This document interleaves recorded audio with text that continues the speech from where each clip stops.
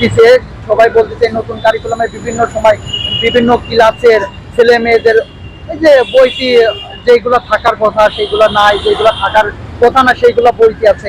একজন মা হিসাবে আপনার যেহেতু সন্তান পড়ে 7-এ, আপনি এই বইগুলো কেমন দেখছেন, নতুন বইগুলো? আসলে নতুন বইগুলো, কারণ আমার আমার মেয়ে হচ্ছে ইংলিশ মিডিয়ামে পড়ছে এবং তাদের বই একদম বছরের মাঝামাঝি কিনে নেওয়া হয়েছে।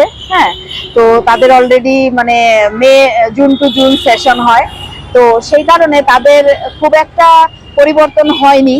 এখনো দেখছি যে মানে আগের কারিকুলামে আছে।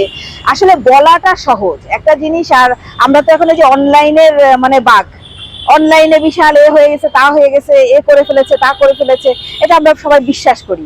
আসলে একটা কথা বলা আর সেটা বাস্তবে সেই এজেন্ডা বাস্তবায়ন করা, এটা কিন্তু দুই জিনিস।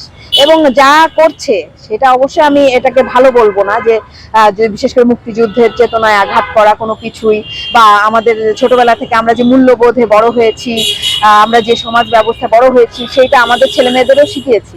তো সেইটাকে আঘাত করা, তাহলে তারা বলবে তোমরা কি শিখিয়েছো।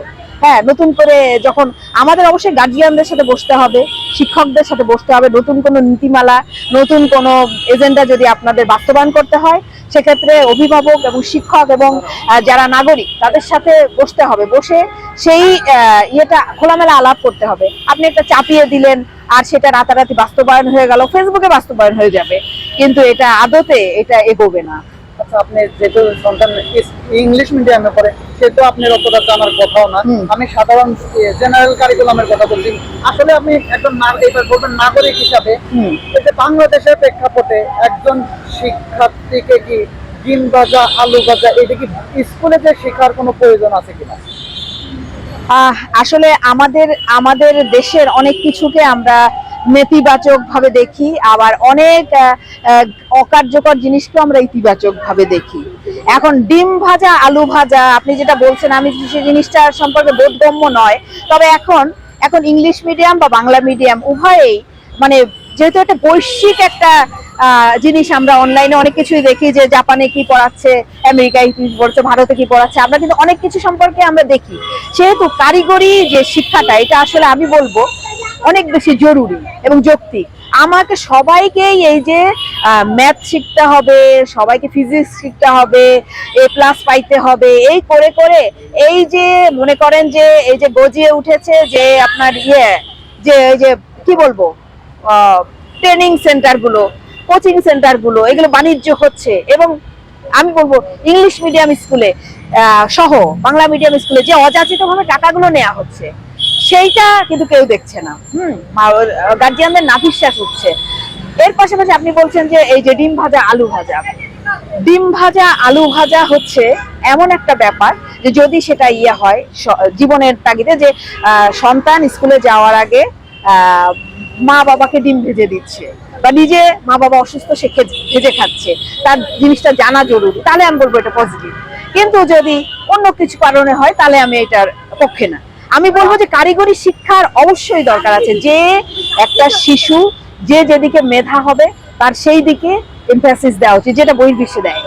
বাংলাদেশের প্রেক্ষাপটে কি যে আছে বিছনা গোছায় কিভাবে একটা ছেলে মেয়ের স্কুলের কি এইটাই প্রয়োজন আছে? আমরা তো দেখছি এগুলো বাংলাদেশের ছোটকালের থেকে মার কাছ থেকে শিখে আসে, এগুলো কিভাবে রান্না করতে হয়, কিভাবে বিছানা গোছাতে, কিভাবে মশারি টানা, পারিবারিক শিক্ষা বলে। এটা কি স্কুলে কি আদৌ প্রয়োজন আছে? অবশ্যই অবশ্যই স্কুলে প্রয়োজন আছে, কারণ আপনি একটু যদি উল্লেখ করে বলতেন যে এটা এটা স্কুলে প্রয়োজন আছে। হ্যাঁ, ঘর গোছানো, গুরুজনকে সম্মান করা, যেটা ছোটবেলায় আমরা শিখতাম, এসব ছবি দিয়ে আমাদেরকে বলা হতো, সকালে উঠি আমি মনে মনে বলি সারাদিন আমি যেন ভালো হয়ে চলি। এই যে মূল্যবোধটা শেখানো এবং সততা শেখানো একটা শিশুকে, এবং ন্যায়ের পক্ষে বলা, অন্যায়ের বিরুদ্ধে দাঁড়ানো, এইটা শেখানো আমি বলবো আমাদের প্রজন্ম ব্যর্থ হয়েছে। এবং এই শিক্ষাটাকে সবাই যে যে দলে এসেছে তখন সেই দলেরই তারা ম্যানিফেস্টো বলবো যে অকারণ যেটা আমার দরকার সেটা শিখাক, দলের ম্যানিফেস্টো অকারণ আমি চাপিয়ে দিচ্ছি যেটা দরকার নাই। হ্যাঁ, তো এই জিনিসগুলো শিখা, পরে আবার আরেকটা দল এসছে তারা এটা বাতিল করেছে। আমি চাই যে যেটা একেবারেই আসলে শুভ বুদ্ধির, যেটা আমার ছেলে মেয়েকে বড় হয়ে একটা নৈতিক শিক্ষা দেবে, আমার ছেলে মেয়েকে ন্যায়ের পথে দাঁড়াতে শিখবে, আমার ছেলে মেয়েকে দক্ষতা বা পরিবারের সাথে স্নেহ ভালোবাসা জড়িয়ে প্রতিবেশীকে সাহায্য করার যে শিক্ষাটা, সেইটা আমাদের পড়াশোনার পাশাপাশি অবশ্যই দেয়া দরকার। শ্রদ্ধা করা, এই যে আমরা দেখেছি এই আন্দোলন, অনেক অনেক ভালো ভালো বিষয় ছিল আন্দোলনের মূলনীতিতে, কিন্তু দেখলাম পরবর্তীতে শেষ সময়ে মাঝামাঝি এসে যে শিক্ষককে অবমাননা করা হচ্ছে, এইটা তারা সাপোর্ট দিচ্ছে।